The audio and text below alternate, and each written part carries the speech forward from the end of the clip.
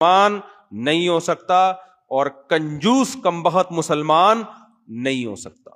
صحابہ تو ایسے سخی تھے. ابو طلحہ انصاری رضی اللہ تعالی عنہ نبی کے پاس آئے, یا رسول اللہ نے قرآن میں فرمایا کہ تم نیکی کی حقیقت کو اس وقت تک نہیں پہنچ سکتے جب تک محبوب چیز اللہ کی راہ میں صدقہ نہیں کرتے. یا رسول اللہ, میری محبوب چیز تو میرا باغ ہے, اللہ کی راہ میں صدقہ. پورا گارڈن, پورا باغ جو سورس آف انکم تھی اٹھا کے صدقہ کر دیا. سمجھتے ہو گے نہیں سمجھتے ہو؟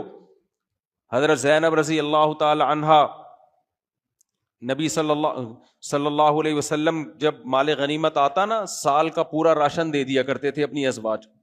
آپ صلی اللہ علیہ وسلم کی ازواج صبح سے صدقہ کرنا شروع کرتی اور رات تک 1 سال کا پورا راشن ختم.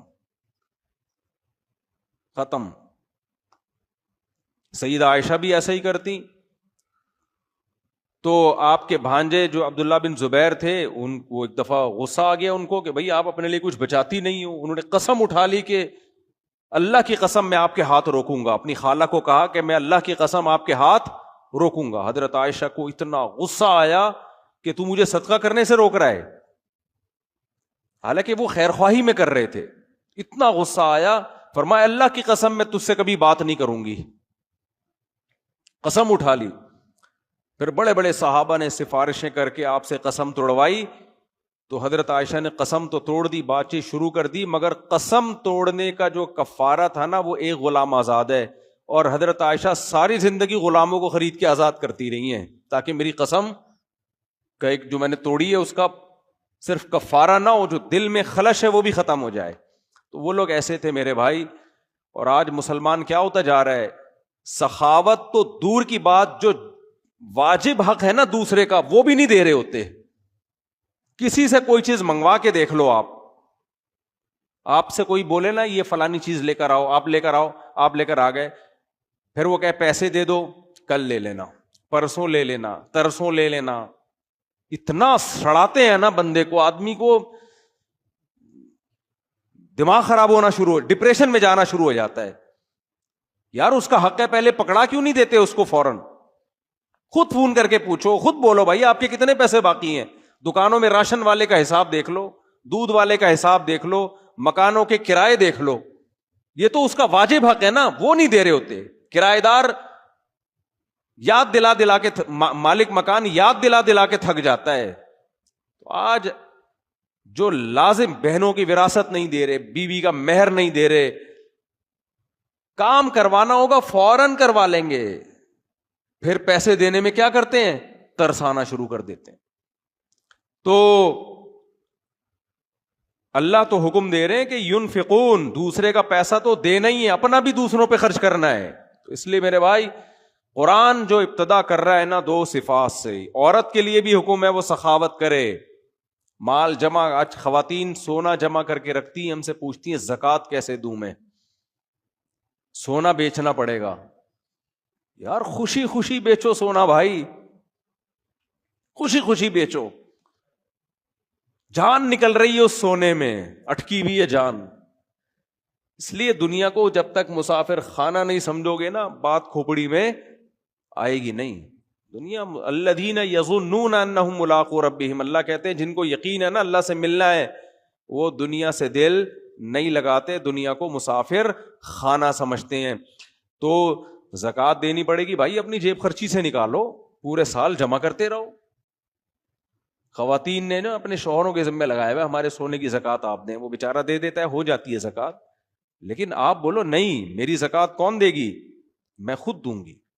کون دے گا میری زکوٰۃ, میں خود دوں گی, میں قربانی دوں گی اللہ کی راہ میں خرچ کرنے کی. تو یہ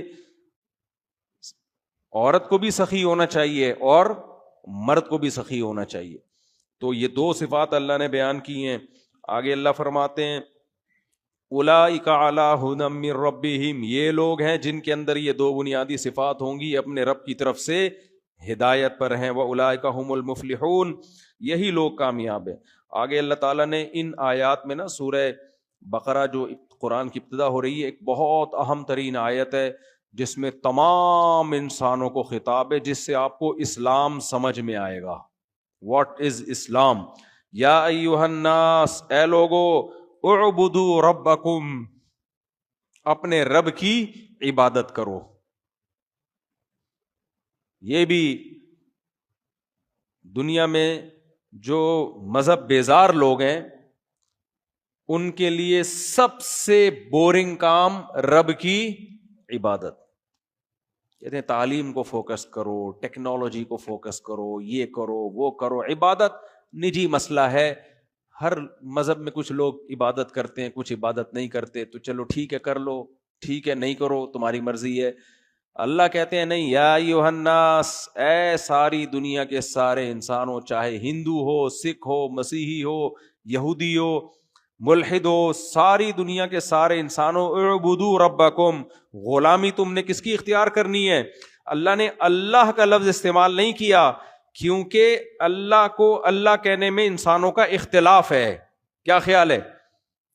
کوئی کہتے ہیں وہ اللہ ہے، کوئی کہتے ہیں اللہ. کہتے ہیں چھوڑو اس بحث کو، اللہ ہے یا کوئی اور ہے. رب تو ہے نا تمہارا جو تمہیں پالنے والا ہے. یہ کائنات ایسے تھوڑی چل رہی ہے، کوئی ہے جس نے تمہیں پیدا کیا، اور رب کا مطلب تمہیں پال رہا ہے، تمہاری دیکھ بھال کر رہا ہے. دیکھ بھال کرنے کے بغیر یہ سارا نظام عالم چل نہیں سکتا تھا. دیکھ بھال کر رہا ہے. کیسے دیکھ بھال کر رہا ہے؟ اس کی اللہ نے بتایا، الذی خلقکم، سب سے پہلے اس نے تمہیں بنایا.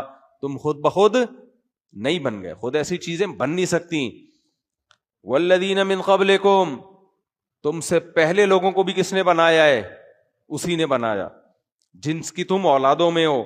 اور وانزل من السماء ماء، یہ جو دنیا میں نظام بنا ہوا ہے نا، آسمان سے پانی برس رہا ہے، اس نظام کو بنانے والا کون ہے؟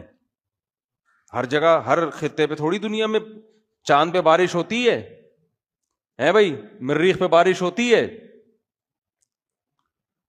تو بارش صرف کہاں ہوتی ہے؟ حیات صرف کہاں ہے؟ زمین پر. اور قرآن کہتا ہے وَجَعَلْنَا مِنَ الْمَاءِ كُلَّ شَيْءٍ حَيٍّ، ہر زندہ چیز کو ہم نے کس سے بنایا؟ پانی سے. اس پانی کا انتظام ایسا کیا، ایک سمندر بنا دیا کڑوا، لیکن اس سمندر سے بادلوں کو اٹھاتا ہے اور پوری دنیا میں برساتا ہے. اللہ کہتے ہیں یہ رب ہے جس کی عبادت کا میں تمہیں حکم دے رہا ہوں. بہت سے سائنسدان پڑھے لکھے لوگ کہیں گے کیا عبادت، کیا دقیانوسی. اللہ کہتے ہیں یہ صرف یہ ریسرچ کر کے یہ بتا سکتے ہیں بارش کیسے ہوتی ہے، پانی ہائیڈروجن ڈائی آکسائڈ کیسے ہے. یہ سارا نظام چلانے والے یہ نہیں ہے. نظام چلانے والا کون ہے؟ رب ہے جس نے تمہیں پیدا کیا. اس کی عبادت کرو، وہ ہم سب کا مشترکہ رب ہے. وَأَنزَلَ مِنَ السَّمَاءِ مَاءً فَأَخْرَجَ بِهِ مِنَ الثَّمَرَاتِ رِزْقًا لَكُمْ، اور اس پانی سے طرح طرح کے پھل پیدا کر دیے اس نے. یہ بھی کتنی عجیب بات ہے یا نہیں؟ پانی برستا ہے، گوبر اور مٹی کے ملاپ سے گندم پیدا ہوتی ہے. اس پانی سے گندم کو دیکھو، گوبر مٹی کو دیکھو، پانی کو دیکھو کوئی مناسبت ہے؟ پانی برستا ہے، گوبر مٹی ملتی ہے، اس سے جو پیدا ہوتی ہے، اس سے گھاس پیدا ہوتی ہے، اسی سے خربوزے پیدا ہوتے ہیں، اسی سے تربوز پیدا ہوتے ہیں، اسی سے کینو پیدا ہوتے ہیں، اسی سے انار، مالٹے، طرح طرح کے ثمرات کا مطلب بے شمار طرح کے پھل اور ثمرات، نتائج پیدا ہوتے ہیں. رزقا لکم، جس کو تم کھاتے ہو. یہ پانی کی بنی ہوئی چیزیں خود بخود نہیں بن رہی. کون بنا رہا ہے؟ اللہ. تو اس کی عبادت نہیں کرنی چاہیے؟ ہر ایک کے لیے ٹائم ہے، اس کے لیے تمہارے پاس ٹائم. یا عبادت کا مطلب صرف نماز روزہ نہیں ہے، مکمل اس کی غلامی میں آ جاؤ، اپنے آپ کو حوالے کر دو اس کے. فرمایا فلا تجعلوا للہ اندادا، اور اس خدا کے ساتھ کسی کو شریک مت کرو. غیر مسلموں میں نے کیا کیا؟ جو ملحد ہیں وہ تو مانتے ہی نہیں خدا کو، ان سارے دلائل کا انکار کر دیتے ہیں. اور جو مانتے ہیں وہ اس خدا کے ساتھ دوسروں کو شریک ٹھہرا لیتے ہیں.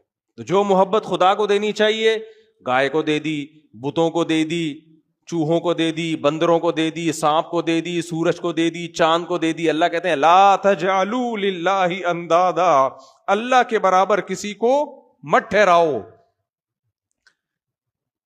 یہ کوئی بھی اس کائنات کو بنانے میں اور چلانے میں اللہ کے ساتھ شریک نہیں ہے. سب تمہاری طرح مخلوق ہیں, عاجز ہیں, کیوں ان کے سامنے جھکتے ہو؟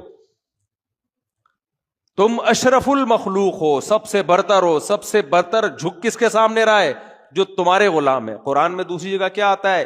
وَسَخَّرَ لَكُم مَّا فِي السَّمَاوَاتِ وَمَا فِي الْأَرْضِ, جو کچھ آسمانوں میں زمینوں میں ہے تمہارے لیے, تمہارے لیے مسخر ہے, سرونٹ ہے.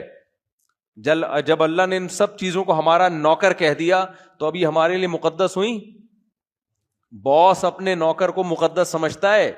کہے گا بھائی یہ خدمت کے لیے, مقدس نہیں ہے. یہ جس کی خدمت کی جا رہی ہے مقدس اور برتر وہ ہوتا ہے. یہ کائنات, سورج چاند ہماری خدمت کریں گے, گائے ہماری خدمت کرے گی, ہم ان کو مقدس نہیں مانیں گے, یہ ہمارے غلام ہیں. سمجھ میں آ رہی بات؟ تو اللہ کہتے ہیں لا تجعلوا للہ اندادا. پہلی آیت میں بتایا کہ عبادت صرف اس اللہ کی ہوگی, یعنی عبادت کرو اللہ کی. دوسری میں بتایا کرو بھی صرف کس کی؟ اس کی.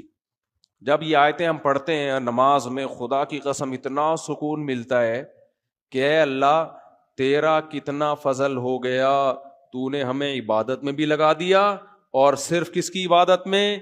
اپنی عبادت. نماز میں ہم صرف کس کے سامنے جھکتے ہیں؟ اللہ کے سامنے. سجدہ کس کے سامنے؟ اللہ کے. تو خدا کی قسم ایمان سے بڑی اور اسلام سے بڑی کوئی نعمت نہیں ہے. جن کے پاس اسلام نہیں ہے نا, یا تو وہ خدا کی عبادت نہیں کر رہے, اور اگر کر بھی رہے ہیں تو خدا کے ساتھ دوسروں کو شریک ٹھہرا رہے. تو اللہ نے فرمایا فلا تجعلوا للہ اندادا وانتم تعلمون, تمہیں معلوم بھی ہے کہ تم غلط کر رہے ہو, خدا کے ساتھ کوئی شریک نہیں ہے.